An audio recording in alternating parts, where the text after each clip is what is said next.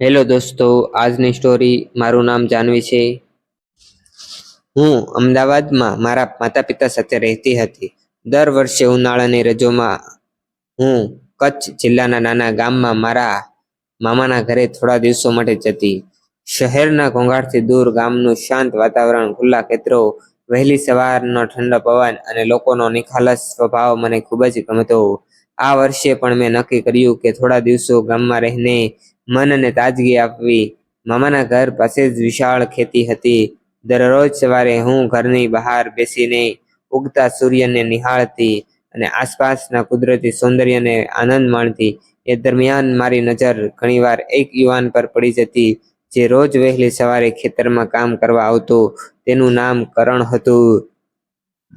તે પોતાના પિતાની સાથે ખેતી કરતો હતો. તેના ચહેરા પર હંમેશા સ્મિત રહેતું અને કામ પ્રત્યેનો તેનો ઉત્સાહ દૂરથી જ દેખાતો. એક દિવસ હું ખેતરમાં બાજુમાં ફરવા ગઈ હતી. અચાનક મારો પગ લપસી જતા પડી જતી, પરંતુ કરણે તરત જ આગળ આવીને મને સંભાળી લીધી.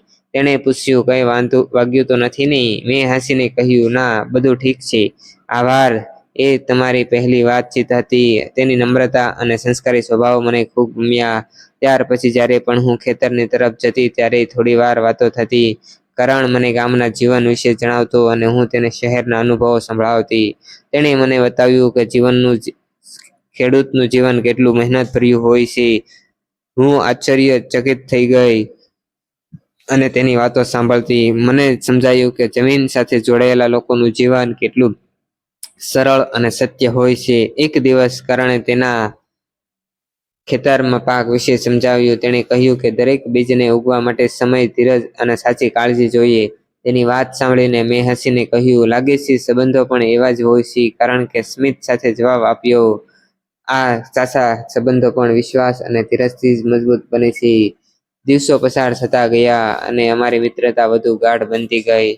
સાંજના સમયે ગામના તળાવ પાસે અમે ઘણીવાર મળતા. ક્યારેક જીવન વિશે વાતો કરતા તો ક્યારેક ભવિષ્યના સપનાઓ વિશે ચર્ચા કરતા. મને કરણની સૌથી સારી વાત એ લાગતી કે દરેક વ્યક્તિને આદર કરતો હતો અને પોતાના માતા પિતાને ખૂબ જ માન આપતો હતો. રજાઓ પૂરી થવાનો સમય નજીક આવી ગયો. હવે મને અમદાવાદ પરત જવાનું હતું. વિદાય લેતી વખતે મારા મનમાં એક અજાણી ઉદાસી હતી.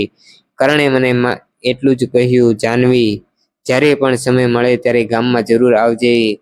મેં પણ સ્મિત સાથે હા પાડી દીધી, પરંતુ દિલમાં લાગતું હતું કે હવે આ ગામ મને માત્ર ગામ નહીં, પરંતુ કોઈ ખાસ વ્યક્તિના કારણે યાદ રહેશે. અમદાવાદ પરત આવ્યા પછી પણ અમારી વાતો ફોન પર ચાલુ રહી. અમે દરરોજ એકબીજાના દિવસ વિશે પૂછતા, ફોટા શેર કરતા અને પોતાના સપનાઓ વિશે વાતો કરતા. અંતર હોવા છતાં અમારા સંબંધમાં વિશ્વાસ વધતો ગયો. થોડા મહિના પછી ફરી એકવાર હું મામાના ઘરે ગઈ. આ વખતે કરણ મને ગામના એક સુંદર ટેકરા પર લઈ ગયો, જ્યાંથી આખું ગામ દેખાતું હતું. સૂર્યાસ્તનો સુંદર નજારો સામે હતો.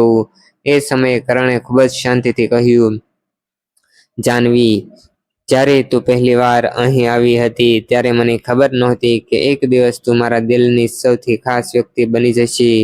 હું તને દિલથી પ્રેમ કરું છું. જો તને યોગ્ય લાગે તો હું જીવનભર તારો સાથ આપવા માંગુ છું. તેની વાત સાંભળીને મારી આંખોમાં ખુશીના આંસુ આવી ગયા.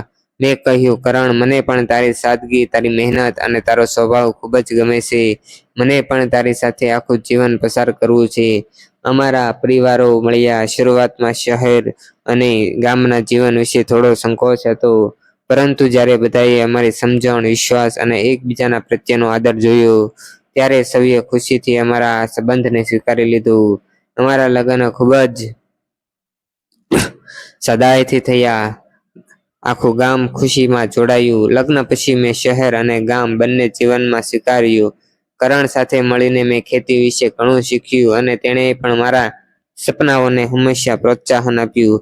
આજે જ્યારે હું અમારા ખેતરમાં લહેરાતા પાકને જોઉં છું ત્યારે કરણની એક વાત મને હંમેશા યાદ આવે છે. દરેક બીજને પ્રેમ, ધીરજ અને વિશ્વાસ જોઈએ. ખરેખર અમારી પ્રેમ કથા પણ એ જ રીતે ધીમે ધીમે વિકસતી હતી. એક સામાન્ય મુલાકાતથી શરૂ થયેલો સંબંધ આજે જીવનભરના વિશ્વાસ અને પ્રેમમાં બદલાઈ ગયો છે. સાચો પ્રેમ કોઈ દેખાડો નથી કરતો. તે તો નાની નાની કાળજી લે છે, પરસ્પર સન્માન કરે છે અને દરેક પરિસ્થિતિમાં એકબીજાનો હાથ પકડીને આગળ વધવામાં વસેલો હોય છે.